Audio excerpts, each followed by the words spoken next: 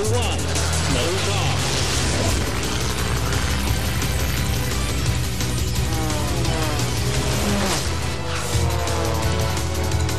Number 28, touching the ball. Number 99, your time is 1:25.09.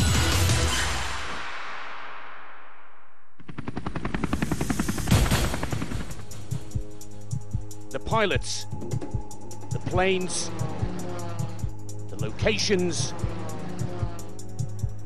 the drama. This is the story of the Red Bull Air Race 2009. 15 of the world's greatest pilots have been assembled to compete in one of the most demanding motorsports on the planet. In the end, there were two players left in the game, 2008 world champion Hannes Ark and the British ace, Paul Bonham. But it was Bonham, after 2 years of trying, who pulled out all the stops in his very last run of his very last race to seal the crown. Sorry if I surprised anybody with my scream, but that was 3 years worth. That wasn't 1 year's worth, that was 3 years worth of pent-up emotion. It would be magnificent just to win the World Championship after 1 year of trying, but after 3, it was pretty special.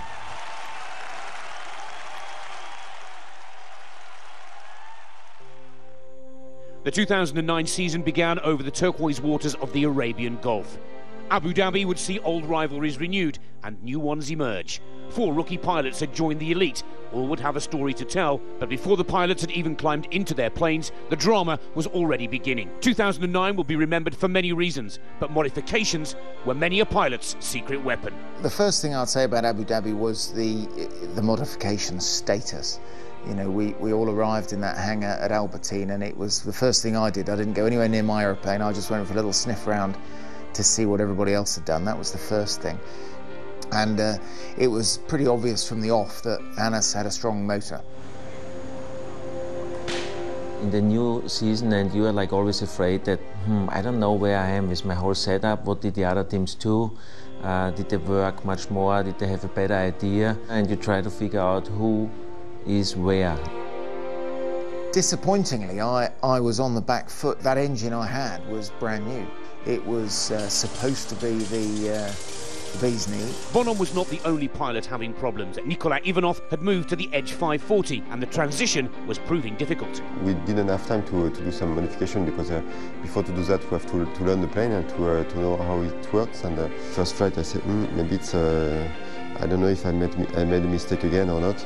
But after a few hours the plane was different, and after Abu Dhabi I said maybe I did the right choice for the plane. The race was upon us. It was time for the pilots to show their worth. The pressure was there for all to see, not only for the world champion, but also the newcomers. I remember sitting in the hold about to enter the track for the first time, and being quite relaxed and really enjoying it. And there was a delay because there was a pylon down, and I was sitting there and I just went for a bit of a fly around Abu Dhabi and had a look at some windsurfers, and yeah, just really enjoying the fact here I was about to do my first race, and it was a very exciting moment for me. The rookie took an impressive 5th place, but it was all about the defending world champion. It was really a very important race for me, the first one, because yes, as the defending world champion, you got lots of pressure. And Hannes Ark, he's already picked up 1 championship point in qualifying, 1:25.49. Hannes Ark has done it for Austria. It was like a very sportive track, you know, you had decision points you could take, so I played a little bit tactics and kept my cards for the last run, and that's what I did at the end, and that was the success, and that's why I succeeded in Abu Dhabi. Ark had got his title defence off to a faultless start with a maximum 13 points, taking the 1 bonus point as the fastest qualifier, while Bonham took 10 for 2nd place. Ark's complete dominance was beginning to concern his closest rival. That was a huge concern, because I thought if we carry on like this, you know, the winner of the qualifying and the race getting 3 points more than the 2nd place guy, I thought it would be very easy for somebody to rush off into the distance. But definitely really important for me, psychological wise, because well, it was a confirmation even for myself that I have the capability to defend the title.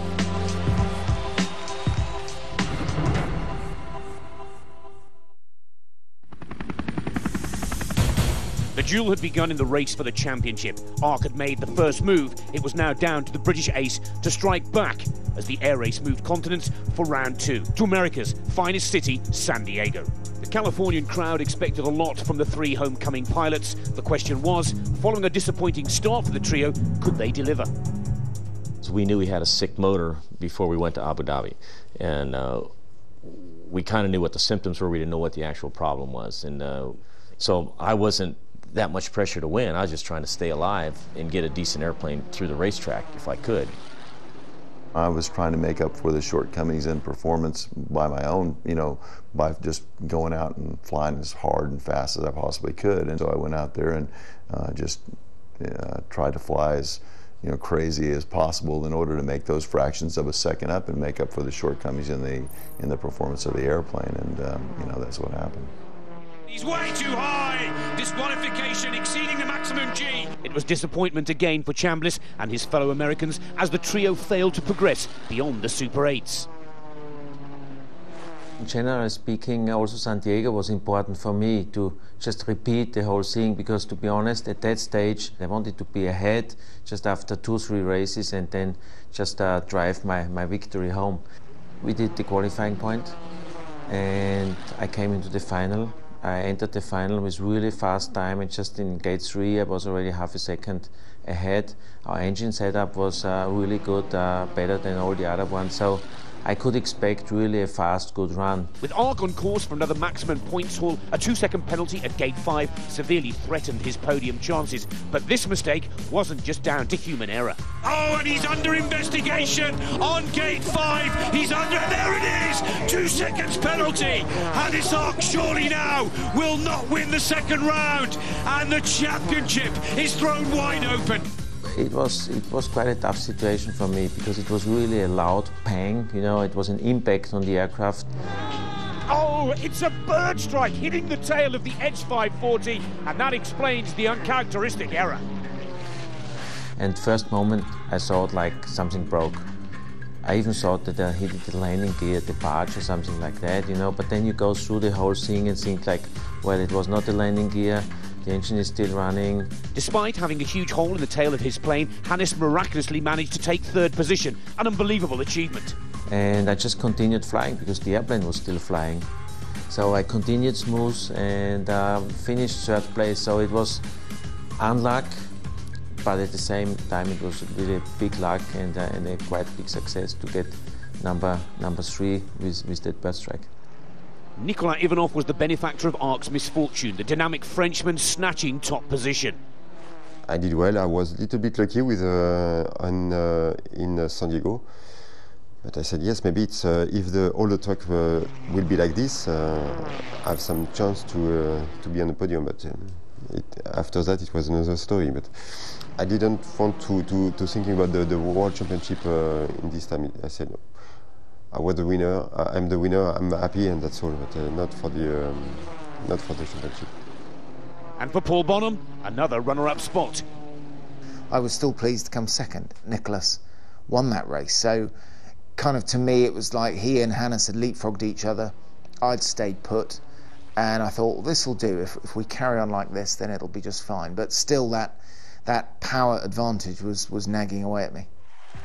So Ivanov's win lifted him to 2nd in the table. Bonham was just behind in 3rd, with surprise package Matt Hall continuing his great start with another 5th place finish. The game had taken an unexpected twist. Bird strike hitting the tail of the plane. But Ark was still on top. It was time for Bonham to make his move. Windsor and round 3 would see him begin his championship charge. The drama had begun, not in the racetrack, but in the skies of Ontario. Air race legend Peter Begenet was forced to make an emergency landing in a field after his aircraft had malfunctioned. He had to rely on his vast experience and skill to escape with only minor injuries. But the same couldn't be said for his plane. The substantial damage leaving Begenet unable to take part for the first time since the air race began.